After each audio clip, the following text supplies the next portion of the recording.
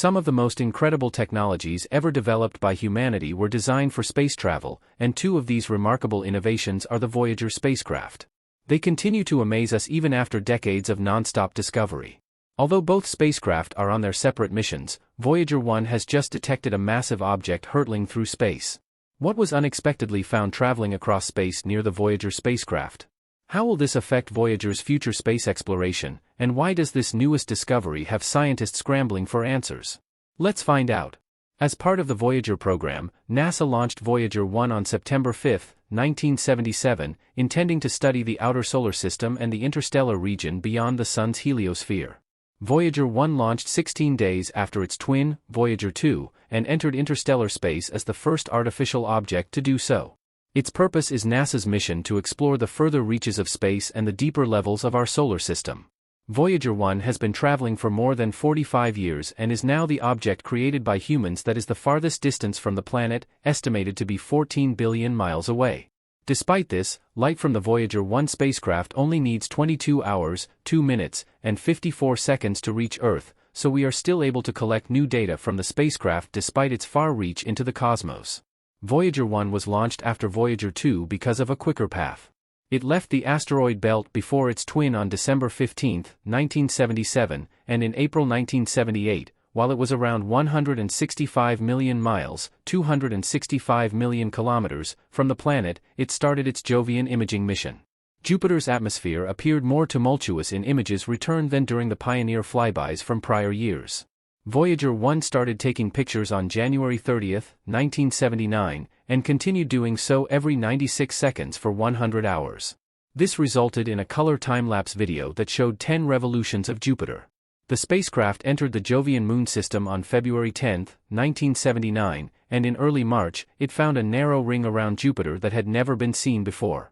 This discovery alone was a major milestone for the NASA crew back on Earth. Then, on March 5, 1979, Voyager 1 made its closest approach to Jupiter at about 174,000 miles, 280,000 kilometers. Subsequently, it passed by several of Jupiter's moons, including Amalia, Io, Europa, Ganymede, and Callisto, in that order, sending back stunning images of their landscapes and revealing entirely new worlds to planetary scientists. One of the most intriguing discoveries was made about the planetary body Io, where photos revealed a strange yellow, orange, and brown globe with at least 8 active volcanoes spouting material into space, making it one of the most geologically active planets in the solar system. The existence of active volcanoes raised the possibility that the oxygen and sulfur in Jovian space may be due to sulfur dioxide-rich volcanic plumes from Io. 3 more moons were found by the spacecraft.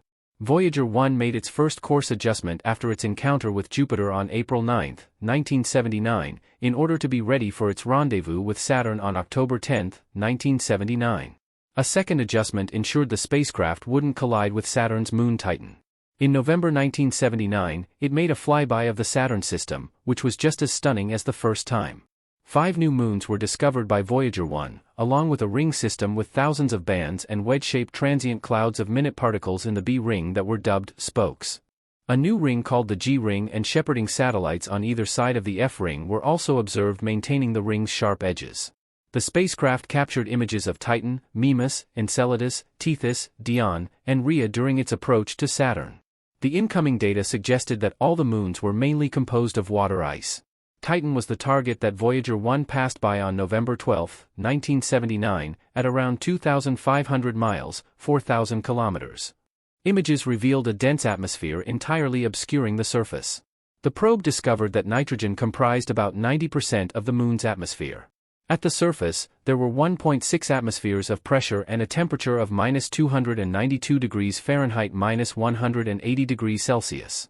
According to atmospheric data, Titan may be the first planet in the solar system other than Earth where liquid may exist on the surface. Nitrogen, methane, and more complex hydrocarbons were also found, suggesting that primordial chemical processes could be conceivable on Titan. At 23:46 on November 12, 1980, Voyager 1 made its closest approach to Saturn at around 782,000 to 900,000 miles. After the near collision with Saturn, the spacecraft continued its mission, sending back invaluable data and images that continue to contribute to our understanding of the outer solar system and beyond. Voyager 1 set out on a course to leave the solar system at 523 million kilometers, $3.30 per year, 35 degrees to the north of the ecliptic plane, and roughly in the direction of the Sun's motion with respect to nearby stars. The spacecraft was not pointed towards Uranus and Neptune due to the unique need for the flyby of Titan. The first portrait of the solar system as viewed from outside was created on February 14, 1990, when Voyager 1's cameras were oriented backward and took roughly 60 pictures of the Sun and planets. The photos were captured at a distance of 4.3 billion miles, 7 billion kilometers, from the Sun. That pale blue dot image, widely famous by Cornell University professor and Voyager scientific team member Carl Sagan, 1934 to 1996, was created from a mosaic of those pictures. The picture has also been referred to as the Solar System Family Portrait, despite the absence of Mercury and Mars. Only Mars' dark side was visible to the cameras because Mercury and Mars were on the same side of the Sun and could be seen. The two Voyager spacecraft took 67,000 photos before taking the last batch. Their cameras were switched off to save power and memory for the intergalactic voyage. After the last planetary encounter concluded in 1989, Voyager 1 and 2 missions were declared part of the Voyager interstellar mission, launched on January 1, 1990. The new mission aims to take NASA's investigation of the solar system beyond the region around the outer planets and even farther to the furthest points of the Sun's sphere of influence. Data collection on the boundary between the heliosphere, the area of space dominated by the magnetic field and solar field of the Sun, and the interstellar medium is one of the specific objectives. When Voyager 1 passed Pioneer 10 on February 17, 1998, at a distance of 6.7 billion miles from the Sun, it took the title of the most distant human-made object in existence. On December 16, 2004, the scientists working on Voyager 1 stated that at 94 astronomical units, Voyager 1 had recorded high magnetic field intensity readings, suggesting that it had hit the termination shock and was now in the helio sheath. On August 25, 2012, the spacecraft finally left the heliosphere and became the first spacecraft ever to measure the interstellar environment. According to NASA, Voyager 1 detected significant changes in the environment, including an increase in charged particles and cosmic rays. In June 2012, as a result, Voyager 1 became the first spacecraft to enter interstellar space at a distance of 121 astronomical units from the Sun. This signaled the inner boundary of the heliosphere.